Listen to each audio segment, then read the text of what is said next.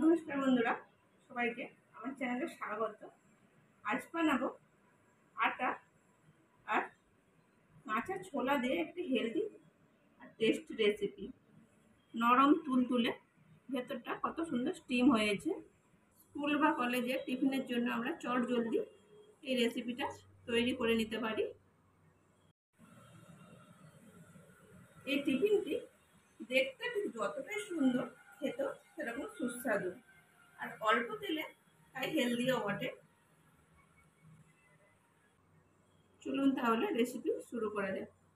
টিফিনটা বানানোর জন্য আমি এখানে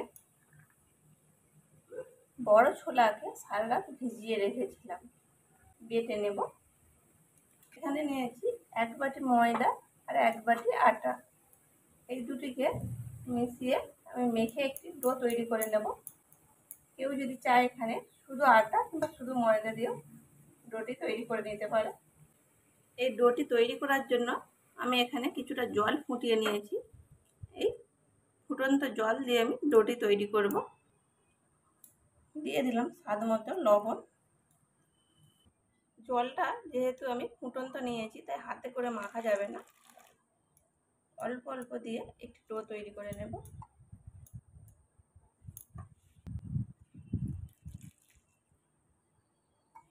আর ময়দা দিয়ে ডোটি তৈরি করে নিয়েছি, এরকম একটি সফট ডো তৈরি হয়েছে। এটিকে এবারে কিছুক্ষণ রেস্টে রেখে দেব। ঢোলাটা নিয়েছি, এটিকে বেটে নেব। খুব অল্প পরিমাণ জল দিয়ে এটিকে বাটতে হবে, বেশি জল দিয়ে বাটা যাবে না। এর সাথে দিয়ে দেবো 1/2 ইঞ্চির মতো আদা, 4-5 কোয়া রসুন, কয়েক টুকরো বিটটা আপনারা চাইলে দিতেও পারেন, নাও পারেন। বিট দিলে বিটের একটি সুন্দর রং চলে আসবে এই টিফিনটির মধ্যে। আর দিয়ে দেবো 2টি কাঁচা লঙ্কা, দিয়ে দেবো ছোটো চামচের 1 চামচ গোটা জিরে। বেটে নেব। আমি এখানে মিক্সিতে বেটে নিচ্ছি, কেউ যদি চায় তাহলে সে শিলনোড়াতেও বেটে নিতে পারে। বেটে নিয়েছি, এবারে একটি পাত্রে নিয়ে নেব।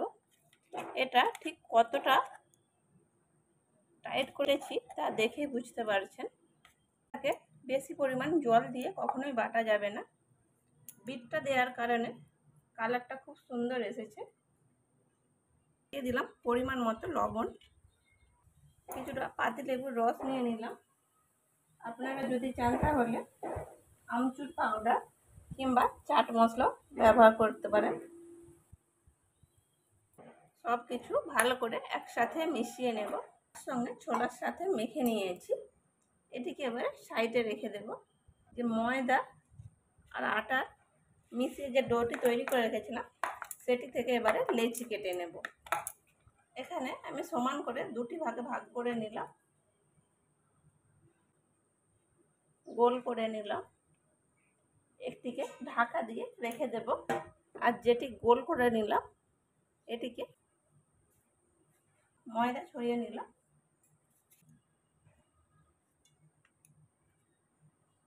রুটির মতো পাতলা করে বেলে নিয়েছি। এবারে যে পুরটি তৈরি করেছিলাম সেটি এর উপরে দিয়ে দেব। স্প্যাচুলা দিয়ে সমান করে ছড়িয়ে দিলাম। এইভাবে সমান করে ছড়িয়ে নিলাম। এই ফাঁকা অংশগুলিতে অল্প করে জল লাগিয়ে নিলাম। এবার এটিকে রোল করে নেব, একটি টাইট রোল করব।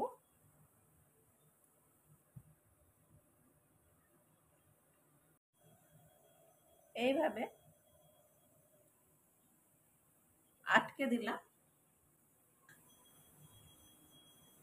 এরকম একটি ছিদ্রযুক্ত পাত্রে আমি তেল লাগিয়ে নিয়েছি, এর ওপরে এটি দিয়ে স্টিম করে নেব।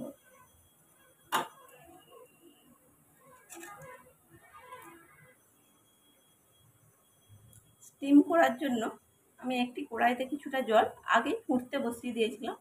এইবারে এই ছিদ্রযুক্ত পাত্রটি এর ওপর দিয়ে দিলাম, ঢেকে দেব। ঢেকে এটিকে স্টিম করে নেব। এইবার বাকি রুটিটাকেও একইভাবে আমি বেলে তৈরি করে নেব। এবারে বাকি যেটা পুর ছিল পুরোটাই এর মধ্যে ছড়িয়ে দেব।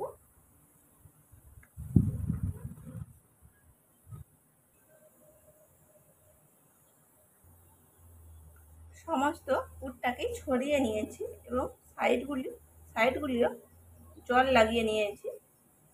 এইবারে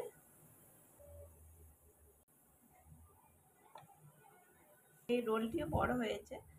আমি যে পাত্রে স্টিম করব সেই পাত্রটি এতটা বড় নয়, তাই মাঝ বরাবর কেটে দেব।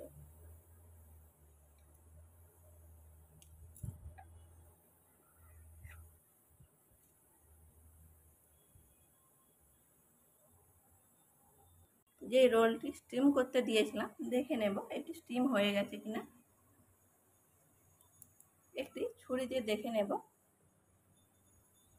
ছুরিটি ক্লিন বেরিয়ে এসেছে।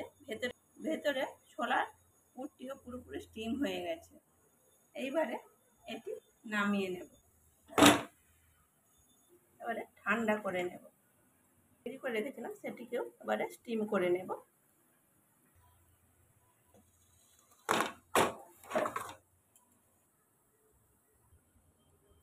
এবারে এটিকে ছোট ছোট পিস করে কেটে নেব।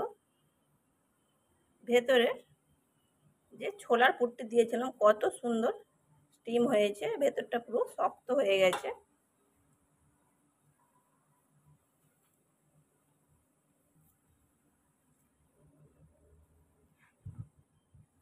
এইভাবে সবগুলি কেটে নিয়েছি। এগুলি এরকম সেদ্ধও খাওয়া যায়। আমি এখানে একটু তড়কা দিয়ে দেব, তাতে আরও বেশি টেস্ট হবে। তড়কা দেওয়ার জন্য গ্যাসে আমি একটি তাওয়া বসিয়ে দিয়েছি।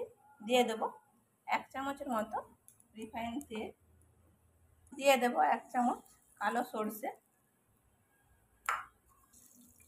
তো কিছুটা কারি পাতা,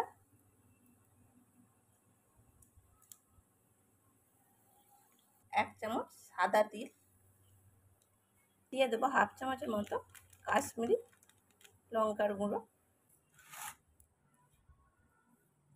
এইবারে এই টিফিনগুলো একটু একটু করে এর ওপরে দিয়ে দেব।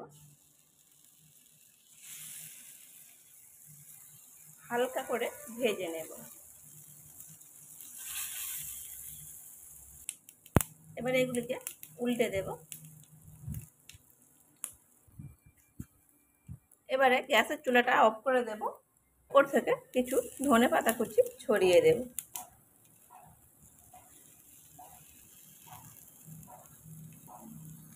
প্লেটে ঢেলে নেব।